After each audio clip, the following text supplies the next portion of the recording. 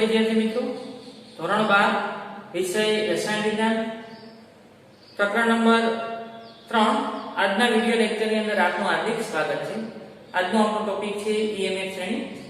હવે જ્યારે કોઈ પણ અર્ધકોષને પ્રમાણિત હાઇડ્રોજન વિદ્યુત ધ્રુવના કોષ સાથે જોડવામાં આવે ત્યારે બીજા અર્ધકોષનો જે કંઈ પોટેન્શિયલ મળે, હાઇડ્રોજનનો અર્ધકોષનો પોટેન્શિયલ તો 0 0 ગણવામાં આવ્યો, પણ બીજા અર્ધકોષનો જે પોટેન્શિયલ મળે તેને ઇલેક્ટ્રોમોટિવ ફોર્સ તરીકે ઓળખવામાં આવે છે। કયા તરીકે? ઇલેક્ટ્રોમોટિવ ફોર્સ તરીકે। આગળ આ ટોપિક છે એ MCQ માટે ખૂબ જ ઉપયોગી છે। જ્યારે વિદ્યુત ધ્રુવ પોટેન્શિયલ હાઇડ્રોજન વિદ્યુત ધ્રુવ છે, એના સંદર્ભમાં અન્ય વિદ્યુત ધ્રુવ બીજા વિદ્યુત ધ્રુવના પોટેન્શિયલને ઇલેક્ટ્રોમોટિવ ફોર્સ ટૂંકમાં EMF તરીકે ઓળખવામાં આવે। કોઈ પણનો અર્ધકોષનો પોટેન્શિયલ માપવો તો કોના સંદર્ભમાં માપવામાં આવે? હાઇડ્રોજનના સંદર્ભમાં। અને હાઇડ્રોજનનો કેટલો સ્વીકારેલો છે? 0 0। અને બીજા અર્ધકોષને એની સાથે જોડો અને જે મળે એને હાઇડ્રોજનના સંદર્ભમાં EMF કહેવાય છે કે ઇલેક્ટ્રોમોટિવ ફોર્સ। વિવિધ પ્રમાણિત અર્ધકોષના રિડક્શન પોટેન્શિયલ, અહીં મેં થોડા રિડક્શન પોટેન્શિયલના મૂલ્ય લખેલા છે, યાદ રાખવાના નથી, દાખલાની અંદર આપેલા છે। આ રિડક્શન પોટેન્શિયલના મૂલ્યને, પ્રમાણિત રિડક્શન પોટેન્શિયલના મૂલ્યને ઉત્તરતા ક્રમમાં ગોઠવવાથી જે શ્રેણી મળે એને EMF શ્રેણી કહેવાય। ઉત્તરતા ક્રમમાં ગોઠવવાથી રચાતી વિદ્યુત ધ્રુવોની શ્રેણીને શું કહેવાય? EMF શ્રેણી। ઉત્તરતા ક્રમમાં ગોઠવે સૌથી વધારે રિડક્શન, આ રિડક્શન પોટેન્શિયલ છે, ધ્યાન રાખજો, કારણ કે સૌપ્રથમ ઓક્સિડેશન પોટેન્શિયલ ગણવામાં આવતો હતો, પરંતુ IUPAC પદ્ધતિ પ્રમાણે રિડક્શન પોટેન્શિયલને માન્યતા આપવામાં આવેલી છે। સૌપ્રથમ ઓક્સિડેશન પોટેન્શિયલની ગણતરી કરવામાં આવતી હતી, પરંતુ IUPAC પ્રમાણે રિડક્શન પોટેન્શિયલની, તો રિડક્શન પોટેન્શિયલના મૂલ્ય ઉપરના ભાગમાં સૌથી વધારે છે, પછી ઘટે છે, તો રિડક્શન પોટેન્શિયલના મૂલ્યને ઉત્તરતા ક્રમમાં ગોઠવતા આ વિદ્યુત ધ્રુવોની જે શ્રેણી મળે એને શું કહેવાય? EMF શ્રેણી। હવે આગળ આની વાત કરીએ, જો આ બધા રિડક્શન પોટેન્શિયલના મૂલ્ય છે, ઉપરના ભાગમાં રિડક્શન પોટેન્શિયલના મૂલ્ય ધન છે, નીચેના ભાગમાં રિડક્શન પોટેન્શિયલના મૂલ્ય ઋણ છે, એક વસ્તુ યાદ રાખો, જેનું નોંધ લખું તો નોંધ લખી લેજો, નોંધ હું રિડક્શનની બાબતમાં લખાવું છું, ઓક્સિડેશન એના કરતા જુદું હોય, તો E0 રિડક્શન પોટેન્શિયલ ઊંચા અને ધન, ઊંચા અને ધન, એટલે બે ધન હોય તો એમાંથી જે ઊંચું હોય તે ઊંચા અને ધન, તો રિડક્શન સરળ, રિડક્શન શું થાય? સરળ, અને ઓક્સિડેશન મુશ્કેલ। રિડક્શન સરળ અને ઓક્સિડેશન મુશ્કેલ। હવે રિડક્શન સરળ થાય તો એ ક્યાં તરીકે વર્તે? ઓક્સિડેશન કર્તા તરીકે, તેથી તે ઓક્સિડેશન કર્તા તરીકે વર્તે, ઓક્સિડેશન કર્તા તરીકે વર્તે, ક્યાં તરીકે વર્તે? ઓક્સિડેશન કર્તા તરીકે। તો હવે નીચે ઋણ E0 એટલે શું? હવે અહીંયા ઋણ E0 હવે ઉલટું થઈ ગયું, જેના E0 રિડક્શન પોટેન્શિયલના મૂલ્યો વધુ અને ધન હોય તો રિડક્શન સરળતાથી થાય, પણ જો E0 ના મૂલ્ય ઋણ હોય તો એનાથી ઉલટું રિડક્શન મુશ્કેલ થાય, અને રિડક્શન મુશ્કેલ થાય તો એનું સરળ શું હોય? ઓક્સિડેશન। આ રિડક્શન થાય છે અને રિડક્શન પોટેન્શિયલના મૂલ્ય ઋણ છે, રિડક્શન પોટેન્શિયલનું મૂલ્ય ઋણ અને નીચું હોય તો એનું રિડક્શન મુશ્કેલ હોય, એનું ઓક્સિડેશન સરળ હોય। એનું શું સરળ હોય? ઓક્સિડેશન સરળ હોય। તો ઓક્સિડેશન એટલે રિડક્શન કરતા, તો ઉપરથી નીચે તરફ હોય તો રિડક્શન કરતા તરીકેની પ્રબળતા વધે। જો રિડક્શન કરતા તરીકેની પ્રબળતા વધે છે કી તરફ? નીચેની તરફ। વિદ્યુત ધ્રુવોની શ્રેણીની અંદર, EMF શ્રેણીની અંદર ઉપરથી નીચે તરફ રહો, રિડક્શન કરતા તરીકેની પ્રબળતા વધે। શું કામ? રિડક્શન પોટેન્શિયલના મૂલ્ય વધુ ઋણ થતા જાય, એટલે રિડક્શન પોટેન્શિયલના મૂલ્ય ઋણ થાય ને તો રિડક્શન મુશ્કેલ હોય, તો સરળ ઓક્સિડેશન હોય, અને ઓક્સિડેશન એટલે જ રિડક્શન કરતા તરીકેની પ્રબળતા, એટલે રિડક્શન કરતા તરીકેની પ્રબળતા વધે। કઈ બીજી નોંધ લખું? એવું કીધું કે રિડક્શન પોટેન્શિયલના મૂલ્ય જો ધન હોય તો, અને રિડક્શન પોટેન્શિયલના મૂલ્ય જો નીચા અને ઋણ હોય, નીચા અને ઋણ, રિડક્શન મુશ્કેલ હોય અને રિડક્શન સરળ છે. રિડક્શન અહીંયા મુશ્કેલ અને ઓક્સિડેશન સરળ. અને જો ઓક્સિડેશન સરળ હોય તો ઓક્સિડેશન અનુભવે અને ઓક્સિડેશન અનુભવે તો ક્યાં તરીકે વર્તે? રિડક્શન કરતા તરીકે. તેથી તે રિડક્શન કરતા તરીકે વર્તે. એટલું વાક્ય યાદ રાખવું એટલે બધા જ MCQ આમાંથી સોલ્વ થઈ જશે અને બધા દાખલા થઈ જશે. યાદ રાખો, ઉપરથી નીચે તરફ આવો. જો રિડક્શન પોટેન્શિયલના મૂલ્ય ધન હોય, રિડક્શન પોટેન્શિયલના મૂલ્ય ધન હોય, ઉપર ધન છે અને ધન હોય, આય ધન છે, આય ધન છે, આય ધન છે, તો આ બંનેમાંથી આ વધુ ધન છે.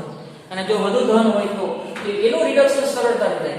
રિડક્શન સરળતા થાય ને તો ઓક્સિડેશન કરતા તરીકે વર્તે. જો ઓક્સિડેશન કરતા તરીકેની પ્રબળતા વધે તો ફ્લોરિન સૌથી પ્રબળ ઓક્સિડેશન કરતા થાય, કારણ કે એના રિડક્શન પોટેન્શિયલનું મૂલ્ય ઊંચું છે એટલે રિડક્શન સરળતાથી થાય. અને રિડક્શન એટલે જ ઓક્સિડેશન કરતા પ્રબળ ઓક્સિડેશન કરતા તરીકે કોણ વર્તે? ફ્લોરિન પ્રબળ ઓક્સિડેશન કરતા તરીકે, ઉપરની તરફ ઓક્સિડેશન કરતા તરીકેની પ્રબળતા વધે. એટલે ઋણ E0 એટલે કે રેડોક્સ યુગ્મ H+ આ H+ નું રૂપાંતર H2 માં થાય છે.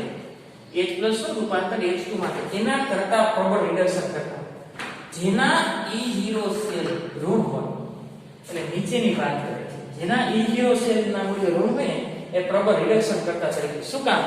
રિડક્શન પોટેન્શિયલ ના મૂલ્ય ઋણ છે તો આની સરખામણીમાં આના રિડક્શન મુશ્કેલ હોય તો સરળ શું હોય? ઓક્સિડેશન. અને ઓક્સિડેશન એટલે જ રિડક્શન કરતા, એટલે આ બધા પ્રબળ રિડક્શન કરતા, આ બધા પ્રબળ રિડક્શન કરતા તરીકે વર્તે છે. આગળ તો ધન મળે તો ધન ક્યાં છે? ઉપર તરફ. જો રિડક્શન પોટેન્શિયલ ના મૂલ્ય ધન મળે તો H+ ઓબ્લિક આ રેડોક્સ યુગ્મ કરતા આ બધા પ્રબળ ઓક્સિડેશન કરતા તરીકે, પ્રબળ ઓક્સિડેશન કરતા તરીકે અથવા તો નિર્બળ રિડક્શન કરતા તરીકે વર્તે. ઉપર જો ઉપર રિડક્શન પોટેન્શિયલ ના મૂલ્ય ઊંચા છે એટલે રિડક્શન સરળ, રિડક્શન સરળ. અને રિડક્શન સરળ થતું હોય તો ઓક્સિડેશન મુશ્કેલ. અને ઓક્સિડેશન મુશ્કેલ એટલે રિડક્શન કરતા નિર્બળ. મુશ્કેલ એટલે રિડક્શન કરતા શું છે? નિર્બળ રિડક્શન કરતા તરીકે વર્તે. ખાલી એટલું યાદ રાખવાનું છે, આના રિડક્શન પોટેન્શિયલ નું મૂલ્ય સૌથી ઓછામાં ઓછું લિથિયમ નું છે એટલે રિડક્શન મુશ્કેલ થાય. એટલે ઓક્સિડેશન સરળ તો ક્યાં તરીકે? પ્રબળ રિડક્શન કરતા તરીકે વર્તે. પ્રબળ રિડક્શન કરતા. હવે ઉપર જાય, ઉપર તરફ જાવ તો રિડક્શન પોટેન્શિયલ ના મૂલ્ય વધે છે તો રિડક્શન સરળ થતું જાય. રિડક્શન સરળ થતું જાય, રિડક્શન સરળ થાય તો ઓક્સિડેશન મુશ્કેલ. અને ઓક્સિડેશન એટલે જ રિડક્શન. ઓક્સિડેશન મુશ્કેલ છે તો રિડક્શન કરતા પણ મુશ્કેલ એટલે નિર્બળ રિડક્શન કરતા થાય. આ નિર્બળ રિડક્શન કરતા તો ઓક્સિડેશન કરતા તરીકેની પ્રબળતા કેવી થાય? વધારે. તો આ પ્રબળ ઓક્સિડેશન કરતા, પ્રબળ ઓક્સિડેશન કરતા, ફ્લોરિન પ્રબળ ઓક્સિડેશન કરતા તરીકે વર્તે, કારણ કે એનો રિડક્શન પોટેન્શિયલ નું મૂલ્ય ધન છે. રિડક્શન પોટેન્શિયલ નું મૂલ્ય ધન, રિડક્શન સરળ. રિડક્શન સરળ એટલે ઓક્સિડેશન કરતા તરીકેની પ્રબળતા વધારે, ઓક્સિડેશન કરતા તરીકેની પ્રબળતા વધારે. અહીંયા શું થાય છે? રિડક્શન પોટેન્શિયલ ઋણ એટલે રિડક્શન મુશ્કેલ, રિડક્શન મુશ્કેલ અને રિડક્શન મુશ્કેલ તો રિડક્શન કરતા તરીકેની પ્રબળતા વધારે. રિડક્શન મુશ્કેલ હોય તો રિડક્શન કરતા તરીકેની પ્રબળતા શું કામ વધારે હોય? કારણ કે એનું ઓક્સિડેશન સરળ થતું હોય અને ઓક્સિડેશન એને શું કહેવાય? રિડક્શન કરતા. ઓક્સિડેશન એટલે શું થાય? રિડક્શન. આગળ EMF શ્રેણી પરથી મળતી માહિતી. આ શ્રેણીમાં ઓક્સિડેશન અનુભવવાની વૃત્તિ ઉપરથી નીચે તરફ, ઉપરથી નીચે તરફ જાય તો ઓક્સિડેશન અનુભવવાની વૃત્તિ. એ રિડક્શન પોટેન્શિયલ ઊંચો છે, રિડક્શન પોટેન્શિયલ નીચો છે. જો રિડક્શન પોટેન્શિયલ નીચો હોય એટલે રિડક્શન મુશ્કેલ હોય તો ઓક્સિડેશન સરળ. ઉપરથી નીચે તરફ જાવ ઓક્સિડેશન અનુભવવાની વૃત્તિ વધે છે. યાદ રાખો, એ રિડક્શન પોટેન્શિયલ નીચો છે એટલે રિડક્શન મુશ્કેલ તો ઓક્સિડેશન સરળ. તો ઉપરથી નીચે ઓક્સિડેશન અનુભવવાની વૃત્તિ વધે. અને ઓક્સિડેશન અનુભવવાની વૃત્તિ એટલે જ રિડક્શન કરતા, તો રિડક્શન કરતા તરીકેની પ્રબળતા વધે. ઉપરથી નીચે તરફ જાઓ રિડક્શન કરતા તરીકેની પ્રબળતા વધે એટલે તો લિથિયમ છે કેવો છે પ્રબળ રિડક્શન કરતા. આગળ હવે ઓક્સિડેશન એટલે જ એને ઇલેક્ટ્રોન મુક્ત કરવાની વૃત્તિ કહેવાય. ઉપરથી નીચે તરફ જાઓ રિડક્શન પોટેન્શિયલના મૂલ્ય વધુ ઋણ બને છે એટલે રિડક્શન મુશ્કેલ હોય તો ઓક્સિડેશન સરળ અને ઓક્સિડેશન એટલે રિડક્શન કરતા થાય અને ઓક્સિડેશન એટલે ઇલેક્ટ્રોન શું થાય ગુમાવવાની ઇલેક્ટ્રોન ગુમાવવાની વૃત્તિ વધતી જાય ઇલેક્ટ્રોન ગુમાવવાની વૃત્તિ વધે. હવે આ શ્રેણીમાં રિડક્શન પ્રક્રિયા અનુભવવાની વૃત્તિ. હવે ઉપરથી નીચે જાઓ નીચેથી ઉપર નીચેથી ઉપર નીચેથી ઉપર જાઓ તો રિડક્શન પોટેન્શિયલના મૂલ્ય વધુ ધન બને છે એટલે રિડક્શન સરળ વધે. રિડક્શન પ્રક્રિયા અનુભવવાની વૃત્તિ વધે. ઉપરથી નીચે તરફ જાઓ એટલે રિડક્શન પોટેન્શિયલના મૂલ્ય વધે છે એટલે રિડક્શન સરળ અને રિડક્શન એટલે જ ઓક્સિડેશન કરતા. તેથી ઓક્સિડેશન કરતા તરીકેની પ્રબળતા વધે. ઓક્સિડેશન કરતા તરીકેની પ્રબળતા વધતી જાય એટલે ફ્લોરિન છે પ્રબળ ઓક્સિડેશન કરતા. રિડક્શન એટલે ઇલેક્ટ્રોન મેળવવાની વૃત્તિ તો એ પણ વધે. ઇલેક્ટ્રોન સ્વીકારવાની વૃત્તિ પણ શું થાય વધે. આગળ આ શ્રેણીની મદદથી કયો વિદ્યુતધ્રુવ એનોડ બનશે અને કયો વિદ્યુતધ્રુવ કેથોડ બનશે એની પણ માહિતી મેળવી શકાય. આ શ્રેણીના આધારે કોઈ પણ બે અર્ધકોષને જોડવાથી બનતા સંપૂર્ણ કોષનો પ્રમાણિત રિડક્શન પોટેન્શિયલ ગણી શકાય. બે અર્ધકોષને જોડો તો પ્રમાણિત કોષનો પોટેન્શિયલ ગણી શકાય. પણ ક્યારે તમે એનોડ અને કેથોડ જાણતા હોય તો. જો દાખલા તરીકે તમે એનોડ ને કેથોડ જાણતા નથી અને તમે કોષનો પોટેન્શિયલ મેળવો, જો કોષનો પોટેન્શિયલ ધન મળે તો એનોડ કેથોડ તમે જે ધારેલા હોય બરોબર હોય અને જો ઈ સેલનું મૂલ્ય ઋણ મળે તો વાસ્તવમાં તમે જે એનોડ ધારેલો હોય ને કેથોડ તરીકે વર્તતો હોય અને કેથોડ ધારેલો હોય એનોડ તરીકે વર્તતો હોય. ફરીથી જો તમને ખબર નથી કયો એનોડ છે ને કયો કેથોડ છે, બેના રિડક્શન પોટેન્શિયલના મૂલ્ય આપેલા હોય તો ઈ સેલનું મૂલ્ય ગણવાનું. ઈ સેલનું મૂલ્ય ધન હોય તો તમે ધારેલો પોટેન્શિયલ વિદ્યુતધ્રુવ જે એનોડ તરીકે ધારેલો હોય એનોડ અને કેથોડ તરીકે ધારેલો હોય કેથોડ તરીકે વર્તશે. પણ તમે ધારેલો છે અને E0 સેલનું મૂલ્ય ઋણ મળે તો ફેરવી નાખવાનું. તમે જે એનોડ ધારેલો છે કેથોડ તરીકે વર્તતો હોય કેથોડ ધારેલો છે ક્યાં તરીકે વર્તતો એનોડ તરીકે. તો આ શ્રેણીમાં કયો વિદ્યુતધ્રુવ એનોડ બનશે અને કયો વિદ્યુતધ્રુવ કેથોડ બનશે એની માહિતી ખ્યાલ આવે. પણ એટલી ખબર હોવી જોઈએ કે કેથોડ એટલે કે કઈ પ્રક્રિયાનું રિડક્શન એટલે કે કોનું રિડક્શન થાય. તો યાદ રાખો જેના ઈ રિડક્શન પોટેન્શિયલના મૂલ્ય ઊંચા હોય E0 રિડક્શન પોટેન્શિયલ અને E0 રિડક્શન પોટેન્શિયલ. ધારો કે આનું રિડક્શન પોટેન્શિયલનું મૂલ્ય વધુ છે, આનું રિડક્શન પોટેન્શિયલનું મૂલ્ય ઓછું છે તો યાદ રાખો રિડક્શન પોટેન્શિયલના મૂલ્ય બે આપ્યા છે, એકનું વધુ છે એકનું ઓછું. તો જેનું રિડક્શન પોટેન્શિયલનું મૂલ્ય વધુ એનું રિડક્શન સરળ.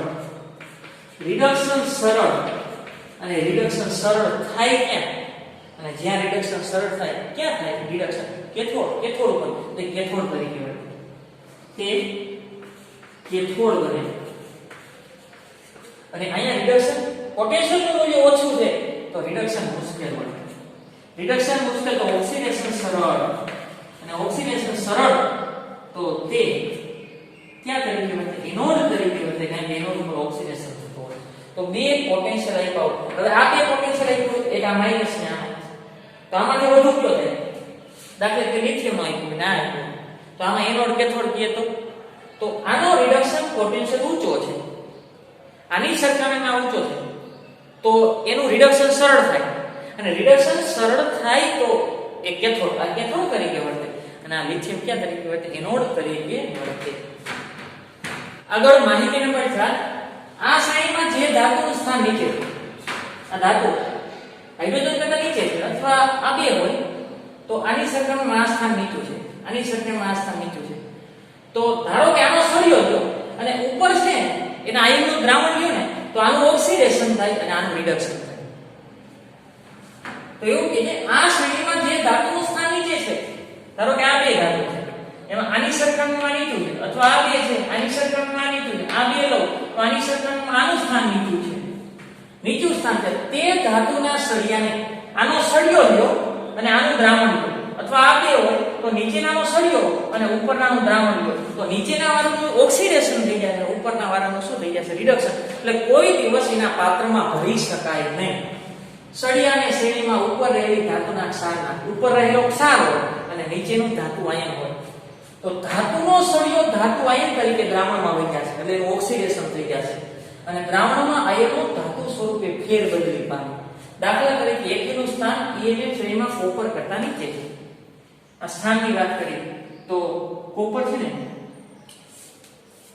આ સ્થાન Fe નું સ્થાન Fe નીચે છે અને કોપર ઉપર છે. કોપરનો રિડક્શન પોટેન્શિયલ નું મૂલ્ય કેટલું છે? કોપરના રિડક્શન પોટેન્શિયલ નું મૂલ્ય 0.52 વોલ્ટ છે અને Fe ના રિડક્શન પોટેન્શિયલ નું મૂલ્ય રિડક્શન પોટેન્શિયલ નું મૂલ્ય 0.44 છે. આ રીતે છે. હવે તમને એમ કે લોખંડના પાત્રમાં CuSO4 ને મૂકતા શું થાય? લોખંડના પાત્રમાં CuSO4 નું દ્રાવણ ભરતા શું થાય? તો એટલું યાદ રાખો કે Fe કરતા કોપર ઉપર છે તો એનું દ્રાવણ છે Cu2+. તો નીચેનાની ધાતુ અને ઉપરનાનું દ્રાવણ તો નીચેનાનું ઓક્સિડેશન થઈ જશે અને ઉપરનાનું શું થઈ જશે? રિડક્શન. એટલે કોઈ દિવસ Feના પાત્રમાં CuSO4 ભરી શકાય નહીં. આ શ્રેણીની અંદર નીચેનાની ધાતુ અને ઉપરનાનું ક્ષારનું દ્રાવણ હોય ને એટલે પ્રક્રિયા થશે. આનું ઓક્સિડેશન થઈ જશે અને આનું શું થઈ જશે? રિડક્શન. ફરીથી આ શ્રેણીમાં જે ધાતુનું સ્થાન નીચે છે તો કોપર કરતા Fe નું નીચે છે તો એવું કે ધાતુનો સળિયો ધાતુ આયન તરીકે દ્રાવણમાં આનું ઓક્સિડેશન થઈ જાય દ્રાવણમાં વહી જાય છે અને દ્રાવણ છે એનું રિડક્શન થઈ અને ધાતુ ઉપર જાય છે. એટલે કોઈ દિવસ Feના પાત્રમાં CuSO4 ભરી શકાય નહીં. અથવા તો અહીંથી નહીં ખબર પડી ગઈ હાલો કોઈને રિડક્શન પોટેન્શિયલ આપ્યા છે ભરી શકાય કે નહીં. તમને એમ કે Feના સળિયાને CuSO4 ના Feના પાત્રમાં CuSO4 ને ભરી શકાય કે નહીં અથવા Feના સળિયાને CuSO4 દ્રાવણના સંપર્કમાં મૂકતા શું થાય કે કઈ પ્રક્રિયા નહીં? તો યાદ રાખો કોપરનો રિડક્શન પોટેન્શિયલ ઊંચો છે એટલે એનું રિડક્શન સરળતાથી થાય. Fe નો રિડક્શન પોટેન્શિયલ માઈનસ છે. Fe નો રિડક્શન પોટેન્શિયલ માઈનસ છે. વ્યવસ્થિત -0.44.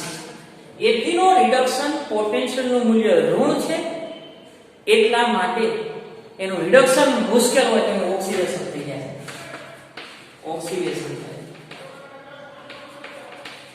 એટલે એનું ઓક્સિડેશન થાય અથવા આ રીતે લખો તો યાર Bcl બરાબર E0 રિડક્શન કેથોડ આ એનોડ તરીકે વળશે. આ ક્યાં તરીકે વળશે? કેથોડ તરીકે. એનોડ કોણ એનોડ બનશે કોણ એથોડ? આગળના મુદ્દામાં જોઈ ગયા રિડક્શન પોટેન્શિયલ નું મૂલ્ય ઊંચું હોય રિડક્શન સરળ થઈ કેથોડ તરીકે વળશે. કેથોડ -E0 રિડક્શન એનોડ એટલે કે E0 કેથોડ તરીકે Cu વર્તે છે તો Cu2+ નું રૂપાંતર Cu E0 Fe2+ નું રૂપાંતર Fe. કોપરનો રિડક્શન પોટેન્શિયલ 0.52 આ માઈનસ અને આ માઈનસ 0.44 માઈનસ માઈનસ કેવા થઈ જાય પ્લસ 0.52 પ્લસ 0.44 એટલે કેટલા થાય? 0.96 વોલ્ટ. અને જો E સેલ નું મૂલ્ય ધન મળે તો પ્રક્રિયા આપમેળે થાય. E સેલ ધન મળે તેથી પ્રક્રિયા આપમેળે થાય. શું થાય? Fe Cu2+ Fe જે ધાતુ છે તો એનો સળિયો દ્રાવણમાં આવી જશે. Fe2+ થઈ જાય અને Cu2+ એનું રિડક્શન શેમાંથી થાય? Cu માંથી થાય. શેમાંથી થાય? Cu. હવે તમને એમ પૂછે આ રીતે કે આ સોનું છે સોનાની વીંટી છે અને એને તમે CuSO4 ના દ્રાવણમાં ભરો તો પ્રક્રિયા થશે કે નહીં? સોનાની વીંટી એટલે એનો સળિયો થઈ ગયો બરોબર. ઉપરનાની વીંટી અને CuSO4 નું દ્રાવણ એટલે ક્ષાર થઈ ગયું. સોનાની વીંટીને CuSO4 ના દ્રાવણમાં મૂકતા શું થાય? કાંઈ ન થાય. એટલું યાદ રાખો ઉપર ક્ષારનું દ્રાવણ હોય અને નીચેનો સળિયો હોય ને તો ક્ષારના દ્રાવણનું રિડક્શન થાય અને નીચેનાનું શું થાય? ઓક્સિડેશન. એટલું યાદ રાખજો. અહીં લખીને આપું ટૂંકમાં નોંધ ઉપરનો તરફ ક્ષાર હોવો જોઈએ ક્ષાર અને નીચેના તરફ ઉપરની તરફનો ક્ષાર હોય તો રિડક્શન થાય અને નીચે ધાતુ હોય ઉપરની તરફ, ધાતુ નીચેની તરફ, તો તેનું શું થાય? ઓક્સિડેશન થાય. ધ્યાન રાખજો, નીચેની ધાતુ હોય અને ઉપરનો ક્ષાર હોય તો ક્ષારનું રિડક્શન થશે અને ધાતુનું ઓક્સિડેશન થશે EMF શ્રેણીની અંદર. એટલું યાદ રાખજો. અથવા રિડક્શન પોટેન્શિયલ ઉપરથી ખબર પડી જાય, જેનો રિડક્શન પોટેન્શિયલ ઊંચો હોય એનું રિડક્શન થઈ જાય. અથવા કોષ પોટેન્શિયલ ગણો તો જો કોષનો પોટેન્શિયલ તમને ધન મળે તો પ્રક્રિયા આપમેળે થતી હોય તો ઓગળી જશે, અને જો ઋણ મળે તો પ્રક્રિયા આપમેળે ન થાય, તો એને એમાં ભરી શકાય. અહીંયા દાખલા તરીકે હું એમ કહું કે AU છે તો એનું સ્થાન તો ઉપર છે, ક્ષારનું સ્થાન ઉપરની તરફ, પણ ધાતુ ઉપરની તરફ લઉં, ધાતુ ઉપર AU સોનું છે ઉપરની તરફ હોય અને CuSO4 નીચેની તરફ, તો કોઈ પ્રક્રિયા થશે નહીં, કારણ કે ક્ષાર ઉપર હોય, ક્ષારનું દ્રાવણ ઉપર હોય તો એનું રિડક્શન થઈ જાય, અને ધાતુ નીચે હોય તો એનું શું થાય? ઓક્સિડેશન થાય.